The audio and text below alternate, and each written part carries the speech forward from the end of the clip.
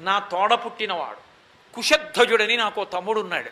ఇంత ఆనంద క్షణాన్ని పంచుకోవడానికి మొట్టమొదటి అర్హుడు వాడే. తోడ పుట్టిన వాళ్ళంటే అంత ప్రేమ ఉంటుంది అని చెప్పింది రామాయణం. అన్నదమ్ములు అంటే శ్రీరామాయణం చదివిన వాళ్ళు అలా బ్రతకాలి. శ్రీరామాయణం చదివి కూడా అన్నతమ్ములు అలా కలిసి ఉండలేకపోతే ఏదో పూర్వజన్మ పాపం పట్టి పీడించింది దురదృష్టం అనుకోవలసి ఉంటుంది.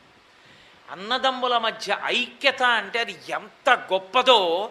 ఎంత వయసు వచ్చినా అన్నదమ్ములు పక్కకెళ్ళి అన్నయ్య అన్నయ్య అని తమ్ముడు మాట్లాడుతుంటే, ఒరే అలా కాదురా, నువ్వు ఇది చెయ్యి, కాస్త నువ్వు వెళ్ళి అది సంపాదించు అని తమ్ముడిని పంపిస్తుంటే, అన్నదమ్ములు ఇద్దరూ మాట్లాడుకుంటుంటే కనురాపు కలుగుతుంది. అబ్బా ఏమన్నదమ్ములండి అని. అన్నదమ్ములే దెబ్బలాడుకుంటే అంతకన్నా దరిద్రమైన విషయం లోకంలో వేరొకటి లేనే లేదు. అలా ఎక్కడైనా